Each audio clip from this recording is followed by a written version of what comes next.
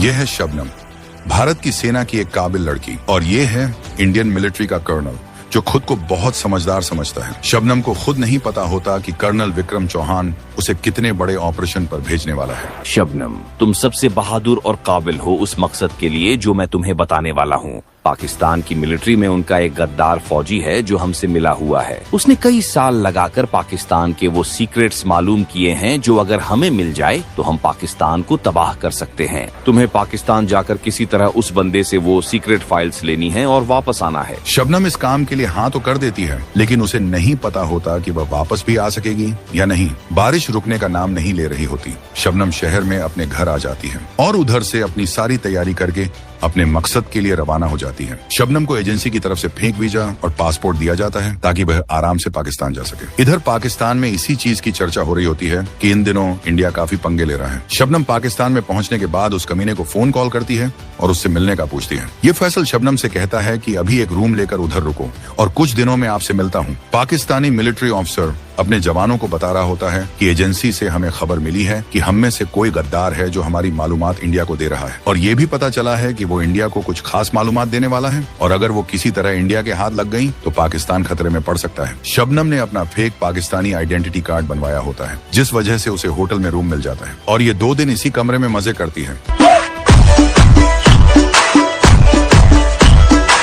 अगले दिन फैसल से मिलने के लिए निकल पड़ती है और आज ही फैसल ने उसे वो सीक्रेट्स देने होते हैं। फैसल शबनम को लाहौर से बाहर एक गांव में बुलाता है और वहीं उससे मिलता है, लेकिन पता नहीं कहां से पुलिस उनका पीछा करती हुई वहां पहुंच जाती है। इन दोनों को पकड़ लेती है और आर्मी को इनके बारे में इन्फॉर्म कर देती है। आर्मी फैसल को अपने हवाले कर लेती है और इस गद्दार को जेल में ही ठोंक दिया जाता है। इधर सहरा में फौजियों की खुफिया जगह पर शबनम को पकड़कर बंद कर दिया जाता है। कुछ दिनों में इंडियन आर्मी को पता चल जाता है कि इंडियन जासूस के साथ साथ शबनम भी पकड़ी गई है और शबनम के हाथ कुछ ऐसे मालूमात लगी हैं जिनकी वजह से शबनम को किसी भी सूरत पाकिस्तानी फौजियों से छुड़ाना होगा। मगर ये काम आसान नहीं है क्योंकि पाकिस्तान की फौज और उनकी सीक्रेट एजेंसियां काफी खतरनाक हैं। विक्रम, ये काम हमारी एजेंसियों का कोई सीक्रेट एजेंट ही कर सकता है और एक सीक्रेट एजेंट को मैं अच्छे से जानता हूँ जिसका नाम शाका है।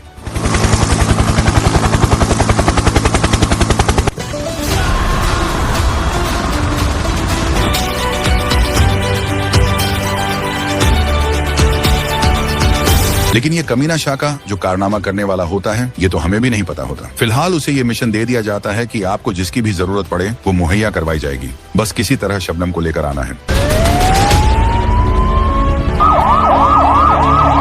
शाका इंडिया के एक और अहम तरीन एजेंट मजनू को साथ लेकर जाने का फैसला करता है। इन कमीनों ने पहले अफगानिस्तान जाकर तालिबान से मिलना होता है क्योंकि शबनम पाकिस्तान की उसी सरहदी साइड पर बंद होती है। शाका अपने तमाम कमीनों को लेकर अफगानिस्तान पहुंच जाता है और तालिबान से मिलता है और अपने मिशन के बारे में सब कुछ बताता है। ये है पाकिस्तानी बॉर्डर जिधर से गुजरकर शाका ने शबनम को भगाना है, लेकिन ये इनकी फूफो का घर तो है नहीं जो आएंगे और लड़की को उठा के चले जाएंगे। बॉर्डर पर शाम हो जाती है और अब वक्त होता है हमला करने का। शाका अपने सब कमीनों को हुक्म देता है, इतनी फायरिंग करो कि पाकिस्तानी अंधे हो जाएं। शाका को छोड़कर बाकी सभी पाकिस्तानी बॉर्डर पर फायरिंग शुरू कर देते हैं, लेकिन शाका थोड़ा पीछे हटकर अपने ही फौजियों पर फायरिंग करके उन सबको ठोंक देता है, क्योंकि शाका जितना बड़ा कमीना है वो तो आगे जाकर ही पता चलेगा। सबको ठोंक देने के बाद शाका विक्रम को फोन कॉल करता है और कहता है, पाकिस्तान वालों ने सबको ठोंक दिया है, आप इससे भी स्ट्रॉन्ग फौज भेजो जल्दी। कुछ घंटों में इंडियन कमांडोज बहुत ही स्ट्रॉन्ग हथियारों के साथ पहुंच आते हैं। इस दफा शाका इनके साथ मिलकर पाकिस्तानियों से लड़ता है और ये बॉर्डर क्रॉस कर लेते हैं और किसी न किसी तरह उधर पहुंच जाते हैं जहाँ पर शबनम पकड़ी हुई होती है। लेकिन इधर तक पहुंचते पहुंचते शाका के ज्यादातर कमीने टपक चुके होते हैं, लेकिन आखिरकार शाका शबनम के पास पहुंच ही जाता है और दोनों एक दूसरे को गले लगा लेते हैं। उतने तक सारे के सारे भारतीय सैनिक ढेर हो चुके होते हैं। शाका शबनम को जीप में लेकर इधर से निकल जाता है क्योंकि शबनम की जान बहुत कीमती होती है। शाका बॉर्डर के करीब पहुंचकर जीप को रोक देता है और कहता है, खराब हो गई है जनाब। शाका शबनम को भी उतारकर ठोंक देता है और कहता है, मिशन कंप्लीट। एक तो पाकिस्तानी एजेंसियां भी मुझे इतने बड़े बड़े मिशन दे देती हैं। 1 साल हो गया है इंडिया रह रह के वो इंडियन वाली गंदी आदतें पैदा हो गई हैं। अब नहीं करने वाला मैं कोई भी काम। मैं तो जा रहा हूँ गर्मियों की छुट्टियों में लैला के साथ। और तुम, हाँ तुम लोग जो मुझे देख रहे हो, चाहे मेरी वीडियो पसंद आई हो या नहीं, अगर मेरे चैनल को सब्सक्राइब नहीं किया ना तो देख लेना और कमेंट में बता सकते हो कि वीडियो कैसी लगी। और आप शॉर्ट फिल्म के लिए अपने आइडियाज भी दे सकते हो, शायद अगली कहानी आपके आइडिया पर ही बनी हो।